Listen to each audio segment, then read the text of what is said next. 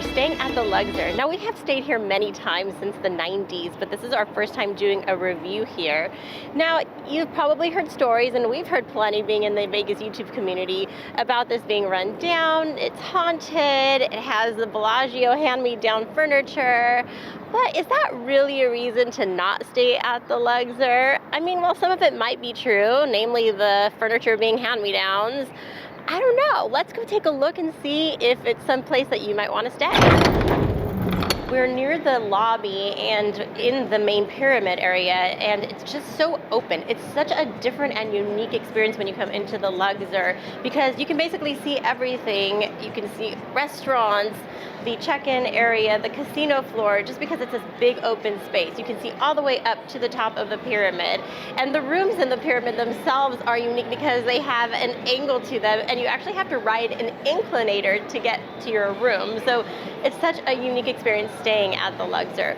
Now, when they first opened in 1993, there was actually a Nile River that went through here, and they would have little boats that would take you to different parts of the pyramid.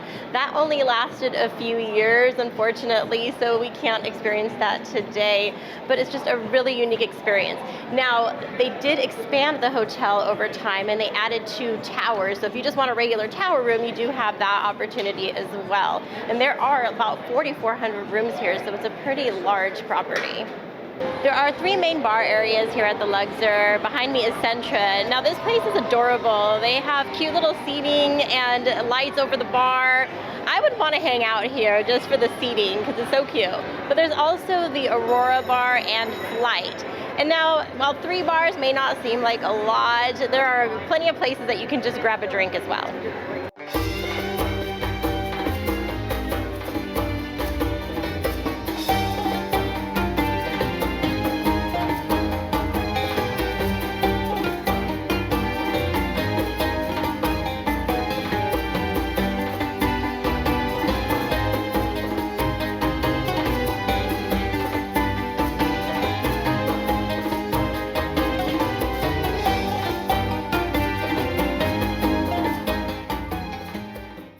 The casino floor, I think, is pretty well laid out here at the Luxor. It's a big open space, so they've put the machines and the table games kind of in a good flow, I guess you can say.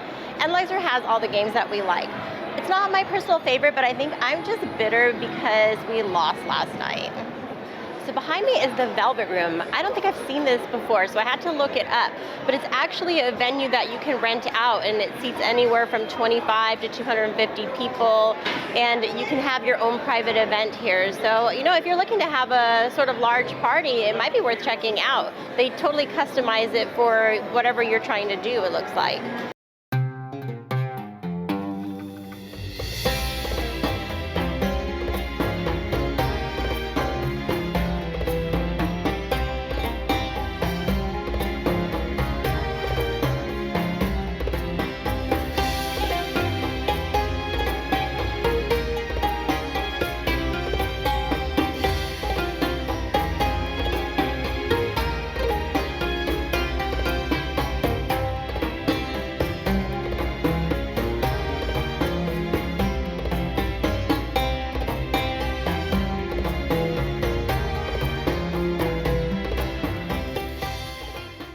The pool space at the Luxor is pretty impressive. There's over 125,000 square feet of deck space and like 19,000 square feet of pool space. There are 4 very large pools here, a lot of lounge chairs. I think the only con to this area is that there's not a lot of shade, so it's pretty sunny, and even though it's March right now, it feels pretty good. It's gonna get really hot in the summertime, so you wanna have a little shade, but I guess, you know, just jump in the pool when you wanna cool off. All right, so let's talk about the restaurants. Honestly, there are not a whole lot of restaurants here at the Luxor, but let's show you what they do have. So behind me here is Pyramid Cafe. So that is your traditional American style cafe. So Tender is the only high-end restaurant here at the Luxor, and it's your traditional steakhouse. You can expect to pay about $60 for a steak. Diablo Cantina is a Mexican restaurant, and they have great margaritas. We've had several dishes here. You gotta try the Mexican street corn if you come here, though, and grab yourself a good margarita. Enchiladas are pretty good as well. Public House is sort of a sports bar grill, and they have everything from wings, burgers, salads, sandwiches, that kind of food. This is actually their first West Coast location. They have other locations, but primarily on the East Coast.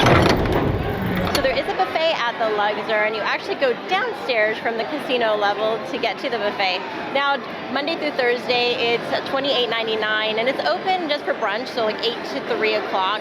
And then Friday through Sunday, it's $31.99. Now, I haven't heard great reviews on the Luxor buffet, but we haven't tried it for ourselves, so I can't really give you our opinion on it. But I think maybe we need to try it so we can give you that opinion. There is a food court here at Luxor, and it's a very traditional type of food court, like burgers, pizza, chicken tenders, subs, and there is a Starbucks here too. I didn't want to forget to mention that there are 3 Starbucks here at the Luxor, and just recently they started adding mobile order, so that's such a better way to get your coffee. This line gets extremely long in the morning. Let's go check out our room now. So we had a room booked in the Pyramid, and it was a deluxe king room.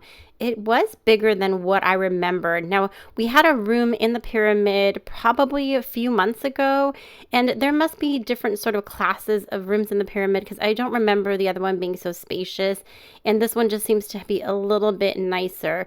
Now, one of the things I have to mention is the shower pressure is amazing. Check this out.